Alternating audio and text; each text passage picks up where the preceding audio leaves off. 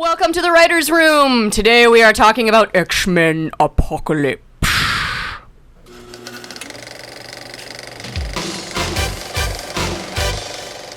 Welcome back to the Writer's Room! We are reviewing today X-Men Apocalypse. Yes, we are. Apocalypse. Yeah, but for the Writer's Room, I am Matt.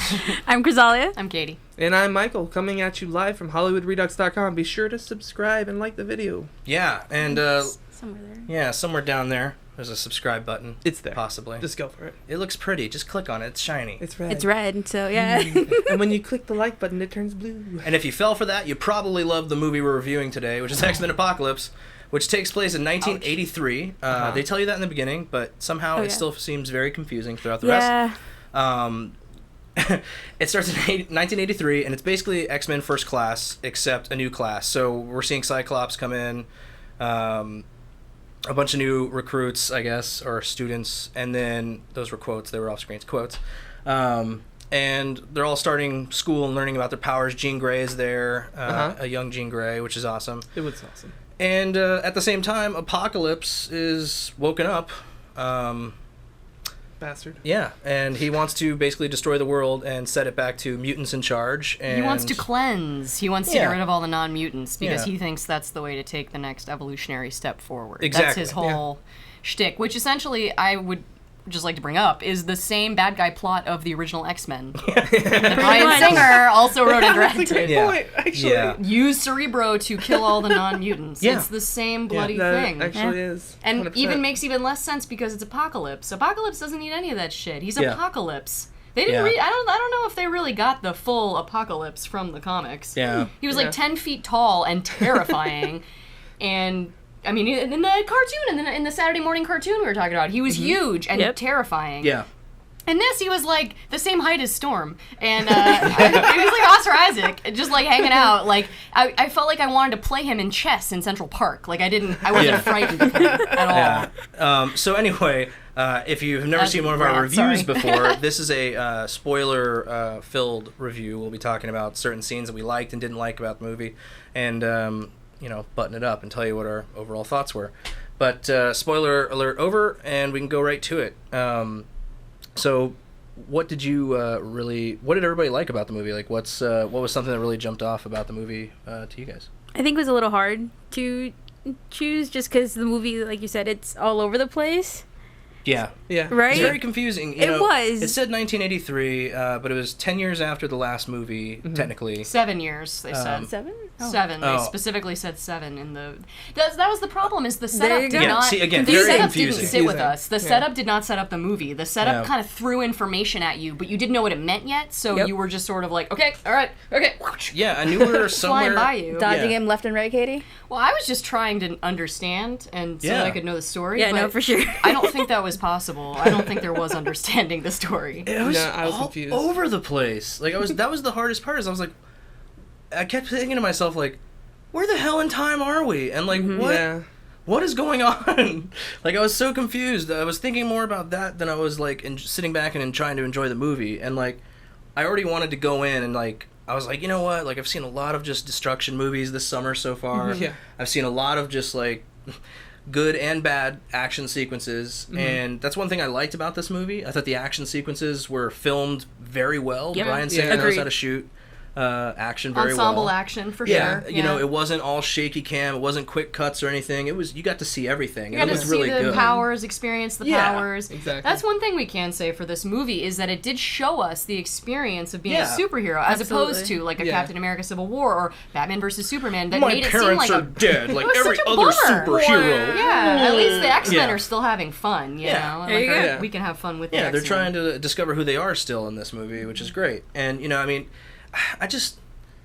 the time frame was kind of confusing for me, and then also, like, I just couldn't buy Jennifer Lawrence as, like, this refugee freedom fighter person. I just can't. She's Katniss Everdeen, though. I feel like in this movie, we actually saw her less in the blue suit, right? Well, I it have cost no too much doubt. money to put her in that blue Yeah. suit. No, I'm sure it came from J-Law herself. I'm sure that she said, like, I want an like, Oscar. I'll be in this Every movie, but I'm movie, not wearing that suit for very long. It's less and less of her as Mystique. Yeah. It takes a long time to do the makeup. I'm sure it's an arduous process for her and no fun. I have no doubt that Hey man, the was first just X-Men, exercising her. they nailed it. So like, Yeah. Well, how else do you do Mystique? That's what Mystique looks like. She's a blue person. That's what Nightcrawler looked like the whole time. Oh my god, Nightcrawler! Finally! They found a way around it for Nicholas Hoult, too. They gave Beast the magic pills, so Beast doesn't have to be Beast, which, fine, I guess. I do like Nicholas Holt's face. There is an upside down. He does look, I liked Frasier when Frasier was Beast, and That's like right. I felt like he filled out the makeup like perfectly. And Nicholas Hoult, I love him to death, but like he looks so damn goofy when he's Beast.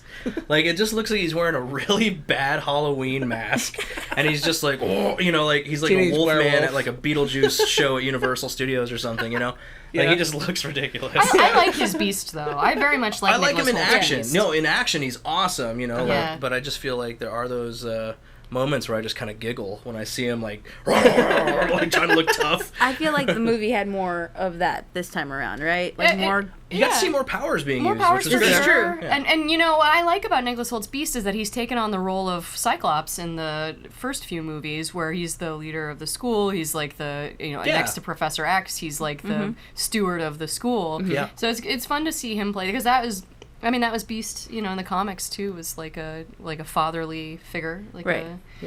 So it's nice. And I like the added element too of his everybody's in love with Mystique and Jean Grey, and it's all unrequited because Mystique and Jean Grey are like either like fed up or just like waiting for Magneto, who's sorry. He had babies with somebody else, Mystique. Yeah, he's had take lots a of hint. babies. Yeah, they're like everywhere. One of the best children that he had was Quicksilver. Yeah, I love Quicksilver. That was the best part of fantastic. every X-Men movie these days. Yeah, so far, man. Evan Peters is awesome as Quicksilver. He's fun as Quicksilver. Like, wow. Like, he's perfect. He needs to get his own movie. But that's another thing. That would Like, be fantastic. I didn't feel like 7 years had passed in his age enough. Like, they didn't make him look any different from the first, time we saw him, which was apparently 7 years ago. I would have thought, like, he was kind of boyish in that, and they played that, and he looked great, but he still kind of felt boyish here. Yeah. I think that was the point of his character, though, and he said it. He said it on the airplane. They were all talking about, they're being afraid, and he was saying, "Oh, I still live with my mom. I'm a big loser." So he actually, that character, that was like part of that character, was that although he had all these awesome powers and was the bright spark in all the stories, he didn't have his own story. He didn't know what his own story was, and he was searching for that, and he was searching for it, and symbolically he was searching for it when he was trying to find Magneto. But then that story did not play out satisfactorily at all, because then he got the chance to tell Magneto the truth, and he pussed out. Yeah. He was really close to that. So then it was surprised. Well, then what was the point of any of that for any of you? He wants to the whole observe. story for the family story for Magneto too. What was the point of any of that? That was messed up. It messed had a up. great beginning, a very emotional beginning, but then ultimately Magneto just was like a pawn. Like, he just was like, "Oh, I'm so sad. I feel like he's kind of doing a thing. I'll just do this thing with the Earth. That seems good. I'm sad." I feel like he rolled out of Macbeth, and he had to just kind of get out of that Macbeth mode, and he's like, "I still need a dramatic scene, Singer." It had potential. I liked that we were trying to do new flavors for Fassbender's Magneto, and the acting from Fassbender in that emotional scene with the daughter dying.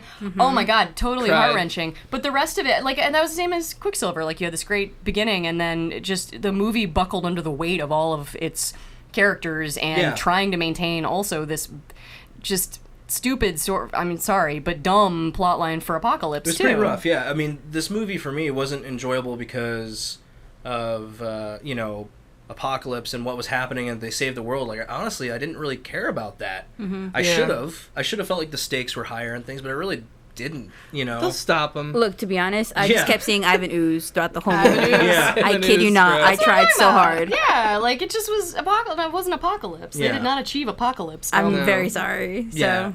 No, it just didn't do it for me. Like, I walked out saying, like, yeah, it was shiny and flashy and cool looking. I liked parts. I definitely liked parts of it. I will say this: there's some Sentinels now that you can. They're going to be battling in the little war room, so that's kind of cool. And, the new kids are great. The new Jean Grey, played by Sansa Stark, I love her. I really enjoyed her storyline. She was the bright spot of the movie for me. Got to see fucking Phoenix! And yeah, she did. That was That was the best Phoenix we ever could have Finally. seen. That way justice. Oh, yeah.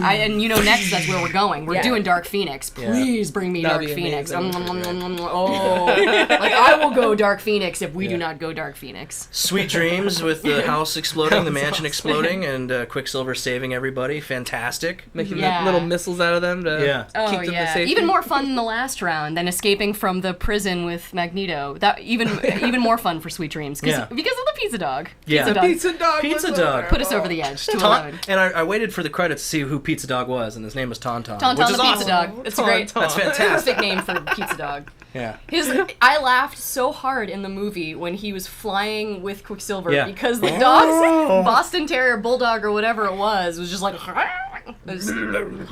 He didn't let go of that pizza marvelous. though. So overall, I would recommend this movie if you want to go see something kind of fun and explosive and shiny and it is a fun movie. It's not terrible in that aspect. If you want to go and just escape for a little bit, it's great. Have the experience of being a superhero. You do get that. You definitely do. Quicksilver gives you that. Jean Grey gives you that. Magneto gives you that. Like Weapon X. Hello, Weapon X is in the movie. You get a little Weapon X action. Kind of. Talk about Weapon X. I mean, like faux, like Feppin X. Yeah.